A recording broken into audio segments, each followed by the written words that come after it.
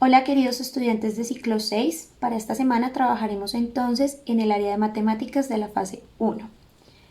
Como siempre vamos entonces a leer, tener nuestro problema, nuestro subproblema bien claritos. Vamos a comenzar, con el contexto general, ¿no?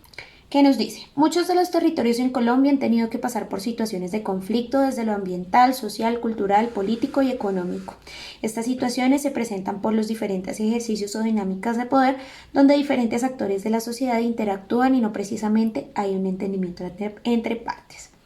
Proponemos que desde la educación para la paz, desde la mediación y concertación de todas las partes involucradas, se puedan dar posibles soluciones donde el contexto académico no debe ser el único escenario de formación.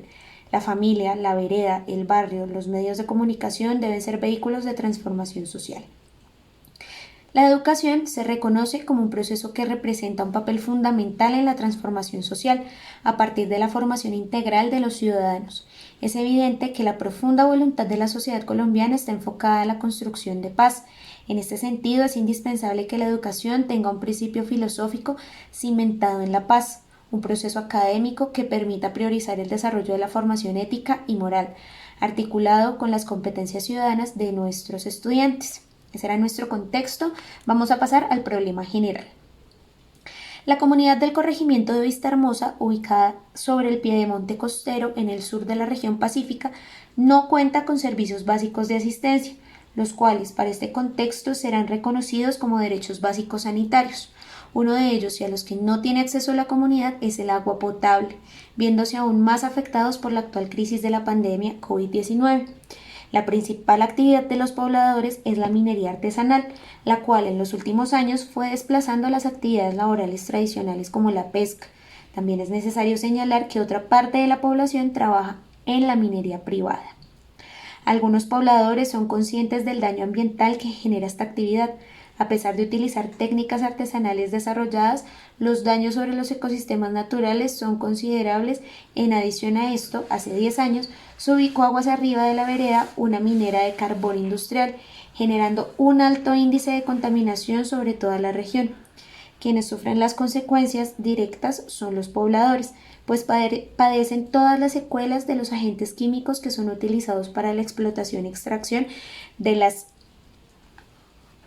minerales, contaminando así la principal fuente hídrica de consumo y generando ciertas afectaciones directas sobre la salud de la comunidad en general e influyendo de manera negativa sobre el acceso a la pesca. Entonces ahí tenemos nuestro problema general que debemos analizar y tener siempre en cuenta, porque recuerden que él se va a tratar durante toda la fase, todas las asignaturas. Tenemos el derecho de aprendizaje, la evidencia y la competencia. No me detengo en eso, pero ustedes saben que deben leerlo y tenerlo en cuenta, ¿vale? Sí me voy a enfocar en el subproblema. ¿Qué nos dice? En Colombia, el conflicto no ha permitido desarrollar el potencial natural que la biodiversidad del país nos ofrece.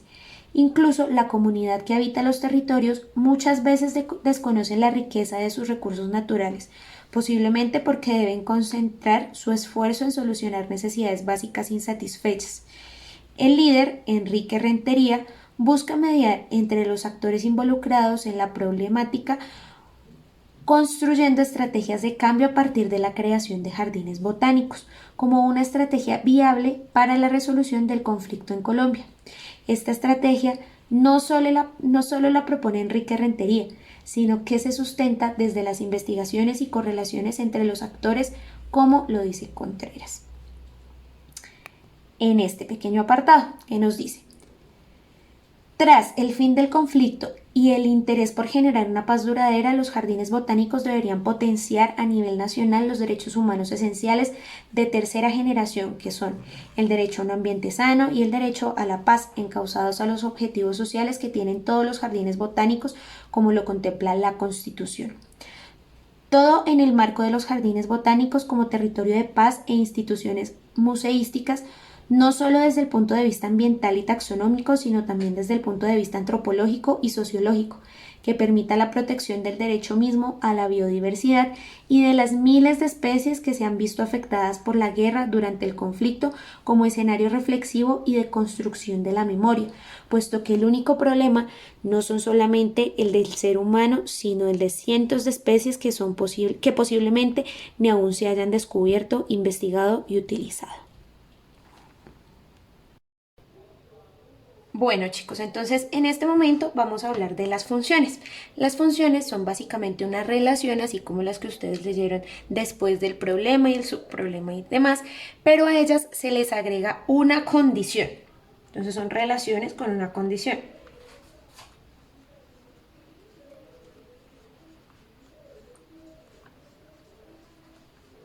¿Y cuál es esa condición? La condición es que a cada valor de un conjunto, este marcador no está bien, vamos a coger otro. A cada valor que se encuentre en este conjunto le va a corresponder sí o sí otro valor de este conjunto. A este conjunto de acá le vamos a denominar X o dominio. Y a este conjunto de acá le vamos a decir Y o rango. También en la cartilla o en la guía que les voy a enviar se le denomina imagen. También puede pasar eso. Imagen. ¿Listo? Para que lo tengan en cuenta. Pero usualmente conocemos más este término rango. Vamos a dar un ejemplo. Yo voy a decir que tengo los números 3, 4, 5, 6 y 7. ¿Sí? Ese es mi dominio. Estos son los valores que ya tengo establecidos. Y acá voy a decir que debo tener al número que sea el doble exacto de estos que están acá. Entonces tengo el 6, tengo el 8, tengo el 10, tengo el 12 y tengo el 14, ¿cierto? En efecto, si nosotros hacemos ese ejercicio, pues vamos a tener que a cada número que se encuentra en el dominio le corresponde uno que está en el rango, porque 3 en efecto es el doble de 6, 4 es el doble de 8, 5 es el doble de 10, 6 es el doble de 12 y 7 el doble de 14. Pero ¿qué pasaría si yo, por ejemplo, tuviera acá dentro de mi dominio el número 8 y acá yo no tuviera 16, que es el doble, sino tuviera 19? También dentro de este mismo conjunto, digamos. Esto automáticamente dejaría de ser una función, como la teníamos hasta hace un momento. Así es una función perfecta, porque a cada número del dominio le corresponde un número del rango. Pero si yo hago esto, ya eso deja de ser una función. ¿Listo? Vamos a dar otro ejemplo de lo que no es función. Ejemplo. Entonces, somos muchos millones de personas en el mundo, ¿cierto? Digamos que de esos millones de personas que somos en el mundo, vamos a tomar una muestrica que son nuestros familiares. Y vamos a decir cuál es la fecha de nacimiento de cada uno. Entonces, un tío nació en el 1973, un primo nació en 1992, otro, el abuelo nació en 1920, mi hermana nació en el 2003, ¿cierto? Estos son las fechas de nacimiento de la familia, ¿listo? De la familia en general. Y aquí vamos a poner otro conjunto. Resulta que en el 73 nació un tío, pero resulta que en ese año también nació mi mamá.